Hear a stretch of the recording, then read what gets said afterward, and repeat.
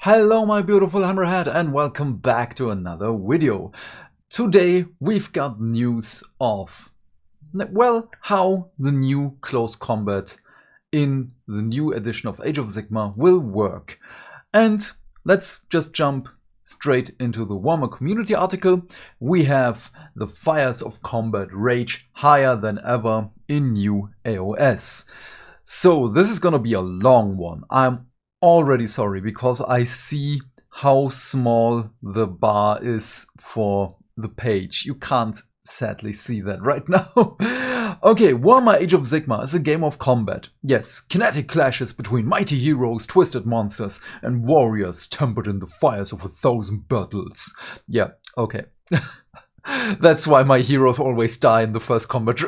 The melee is the core element of the game, and the rules for fighting at close quarters have been tuned for the new edition to make these conflicts feel more epic than ever before. Ooh, I love that we have the Melusai and the Medusae here. We don't actually see her that often. I can't remember when we saw her the last time on the table. Okay, don't get distracted. This is gonna be a long one. I'm sorry. The changes to commands mean that countercharge and power through are powerful new tools to turn the tides of battle. We've already seen that every miniature now has combat range in a 3-inch radius, and this simple change has plenty of far-reaching ramifications that result in a smoother and more satisfying combat phase. I like that. I'm still totally on board with the 3-inch radius for everyone. Countercharge and power through are excellent commands. We already saw those last week. Combat in the Age of Sigmar. Players familiar with the current edition will find the new process very similar. Units still charge into combat and fight, but these now also work as abilities with clearly defined declaration and effect steps. Okay, we will see declare an effect everywhere. Oh, I almost said a word here. Keywords, core, move, and charge. I still love this so damn much. Maybe I'm the only one here, but I do love that charge has these 3 keywords. This is amazing. Or that every ability has keywords. This is amazing. Okay, declare. Pick a friendly unit that is not in combat and has not used a run or retreat ability this turn to use this ability, then make a charge roll of 2d6. Pretty straightforward. Effect. That unit can move a distance up to the value of the charge roll. That unit can move through the combat ranges of any enemy units and must end that move within half an inch of a visible enemy unit. If it does so, the unit using this ability has charged. Also pretty straightforward. I love that we have to stop in half an inch of that enemy unit and not, oh yeah, I'm scooting up to the edge of the 3 inches. Fight, any combat phase. Makes sense. Declare. Pick a friendly unit that is in combat or that charged this turn to use this ability. That unit can make a pile-in move. Then, if that unit is in combat, you must pick 1 or more enemy units as the target of that unit's attacks. Effect, resolve combat attacks against the target. Keywords, core, attack, fight. I love this. Does core just mean core rules? I wonder what core means. Probably core rules. Okay, the order of operations is generally much clearer in this edition. There are no more start of phase or end of phase sub-phases. I love this already. In each phase, the active player uses any of their abilities in whichever order they want, and then the opponent can do the same, like the Art Boys' Shield Bash and the Blood Sisters' Crystal Touch. Okay, any combat phase with both of them. Let's just make this one a little bit bigger. Shield Bash. Declare. Pick an enemy unit in combat with this unit and that charged this turn to be the target. Pick an enemy unit in combat with this unit and that charged this turn. Oh, the enemy unit had to be is the one that has to be charged. No, has charged you. Okay, these are defensive. Effect. Make a shield bash roll of d6 for each model in this unit. For each 6+, inflict 1 mortal damage on the target. Okay, enemy charges you. You make the shield bash. On 6+, 1 mortal damage. I can live with that. Blood Sisters, Crystal Touch. Declare. Pick an enemy unit in combat with this unit to be the target. Well, that's fair. Effect, roll a dice. If the roll exceeds the target's health characteristic, the target has strike last for the rest of the turn. Ooh, that's nice. I like this one. So it's every one is still a fail because it has to exceed. So if something has 2 health, you have to roll a 3 and more. That's nice. I like this. The combat phase has one significant difference to the other phases. After both players have resolved any of their other abilities for this phase, they then take it turns to activate units to use fight abilities, starting with the active player. Strikes first and strikes last effects are still very much in the mix, occurring on either side of the standard fight timings. Yeah, pretty straightforward. Coupled with all-out attack and all-out defense, the combat phase remains a tense and strategic affair. Units cannot make shooting attacks if they are in combat, unless their weapons have the shoot in combat ability. So tagging a missile unit is a great opportunity for counterplay. Shoot in combat ability. Nice. Okay, combat abilities sequence. The active player's combat phase abilities. Not fight. Opponent's combat phase abilities, not fight. Players alternate using fight abilities, starting with the active player. Okay, pretty straightforward. I love this so much. So, yeah, when it's your turn, you use all your abilities, then I use my abilities, then you fight with your first unit, I fight, you fight, I fight, you fight. Pretty straightforward. I like this. A unit can perform a pile-in move as part of the fight ability, allowing models to move up to 3 inches. Every model in that unit must end the move no further from the target unit than it was before piling in, and must still be in combat with every unit it started the move engaged in combat with. Okay, this is gonna be pile-in moves. Some abilities, such as fight abilities, allow a unit to make a short move called a pile-in move to get into a better position for combat. To do so, if your unit is in combat, pick an enemy unit your unit is in combat with to be the target of the pile-in move. Each model in your unit can move up to 3 inches. Okay.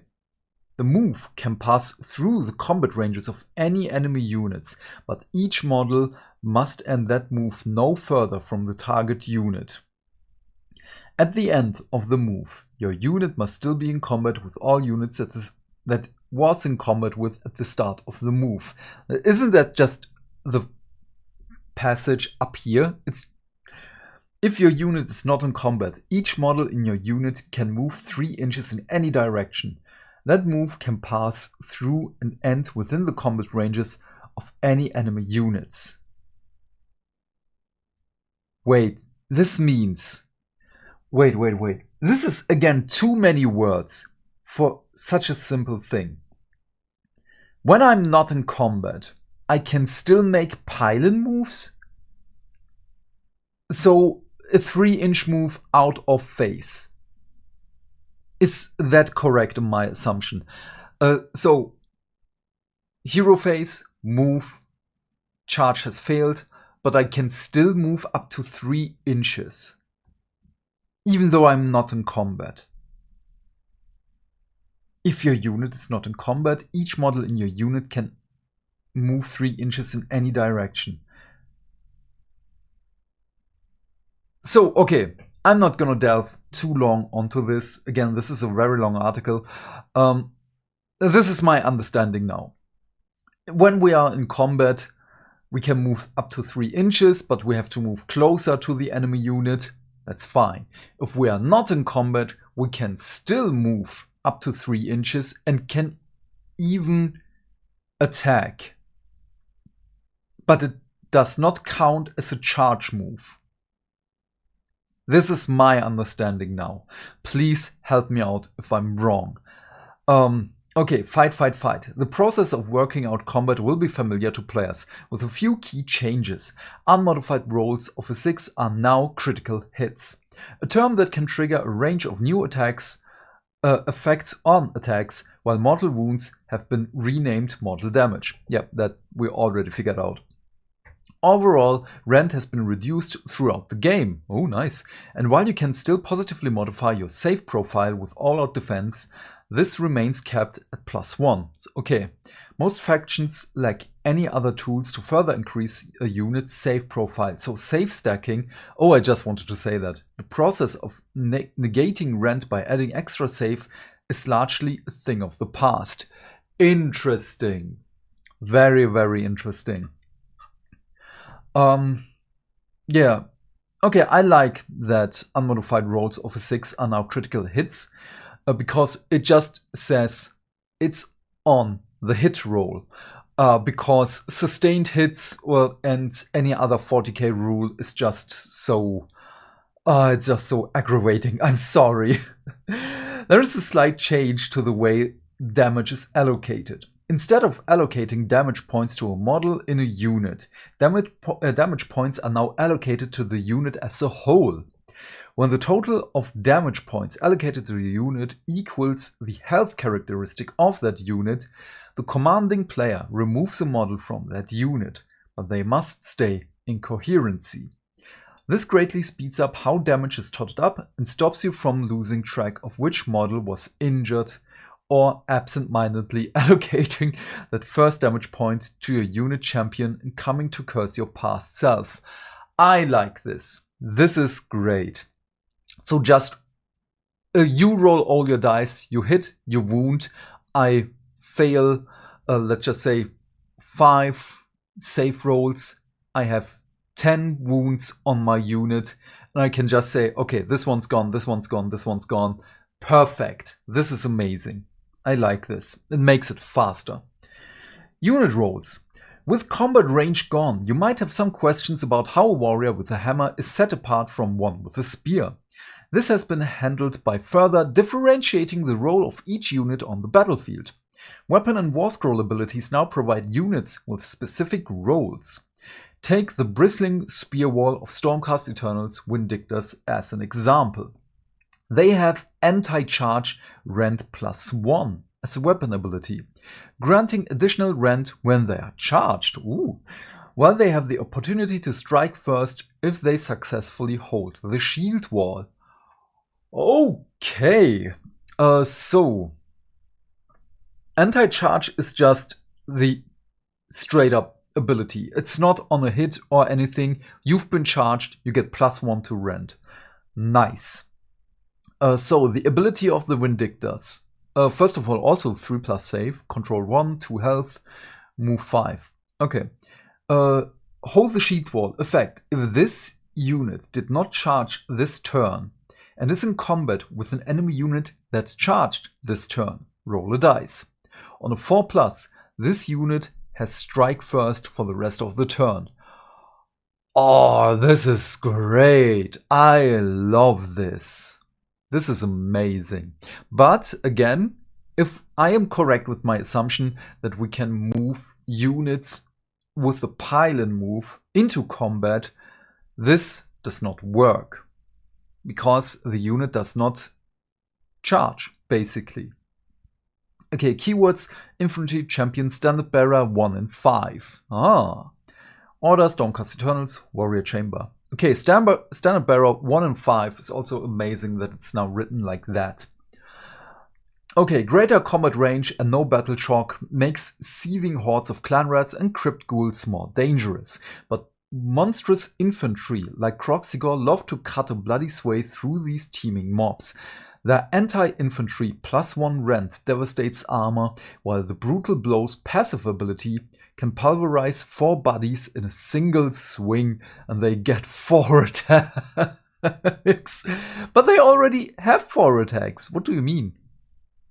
Okay, 4 attacks, damage 2, anti-infantry, +1 rend. Damn! Each model in this unit is armed with a Drakebite Maul. 1 in 3 models can replace the Drakebite Maul with a Moonstone Hammer, which has the same... Oh no, also hits on 3 and damage 3. Nice. 6 health, 4+ save, control 2. Brutal Blow.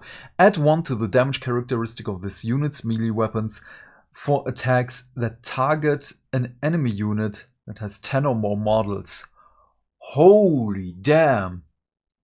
Okay, 4 attacks, 3 damage with the Drakebite Maul, and with the Moonstone Hammer, it's just a 4 damage. Oh, Croxigors are vicious.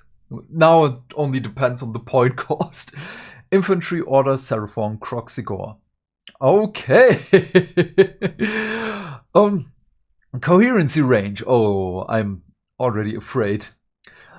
All that moving, charging, piling in, and general jostling around is also tied into coherency, which represents how units move and fight together.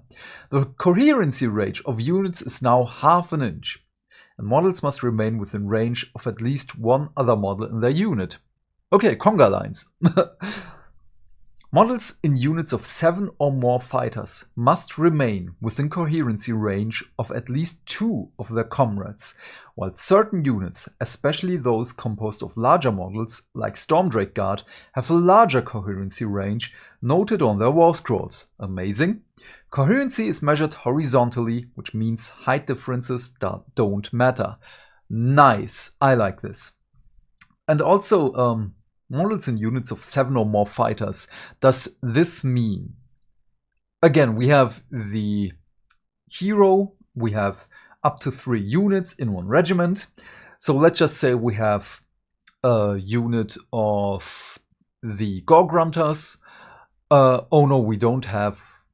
well, maybe we can put Big Pig in a unit of Gore Grunters. No, we need another thing. Where is another cavalry hero? Or... No, it doesn't have to be cavalry. I'm sorry. I'm all over the place now.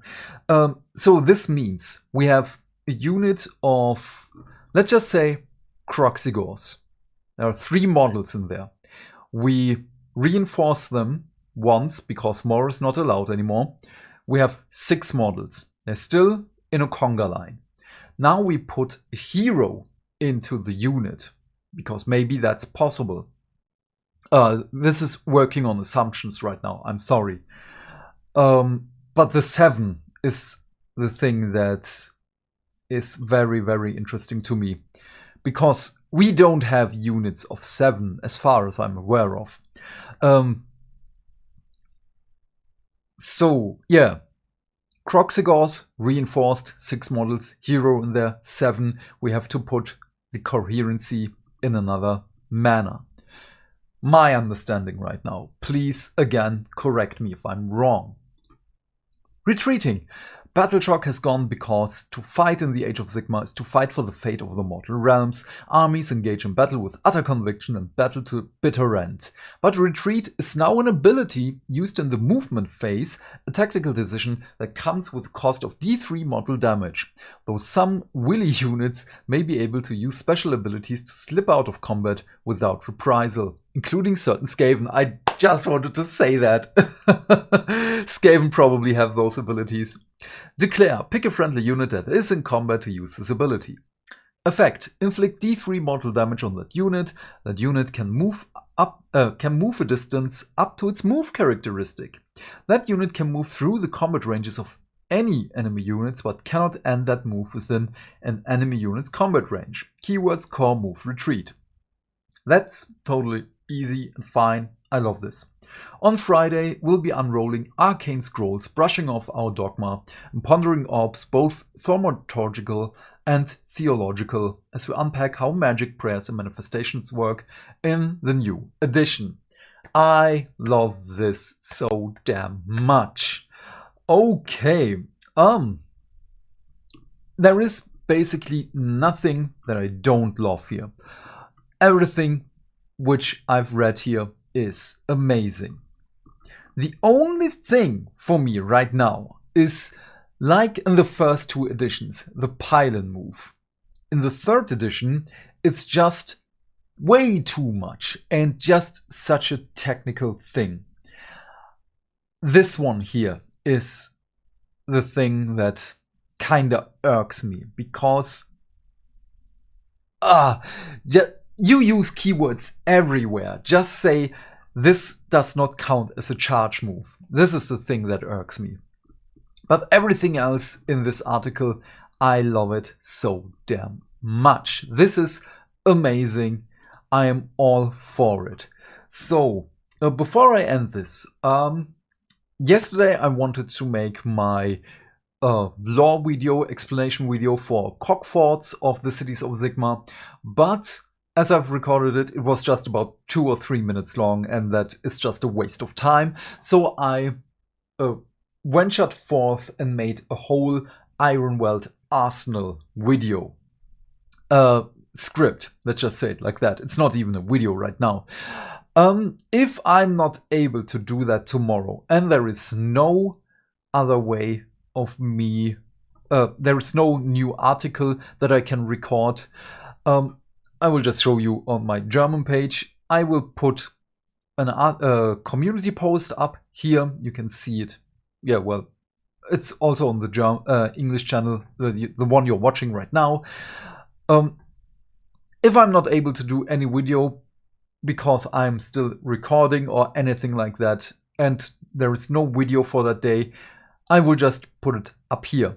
And also, by the way, the German channel has fewer videos, is younger, and is on the verge of surpassing this one. So, everyone here, we have to work together. This can't stand. This is my main channel here. The German one is the one that is the fun channel. But okay, what are your thoughts on all of this? Please leave your thoughts and questions in the comment section down below. I am keen to know what you have to say. And while you're down there, please remember to do all the YouTube stuff, because hitting buttons is not only fun. Why? Because that way we can build a bigger community and talk more Warhammer almost every day. And by that, I of course again mean like and subscribe, and if you want, you can support me on Ko-fi. But until then, have a great day, my friend. Stay fantastic. Stay hydrated, and I will see you in the next video. Bye, bye, bye.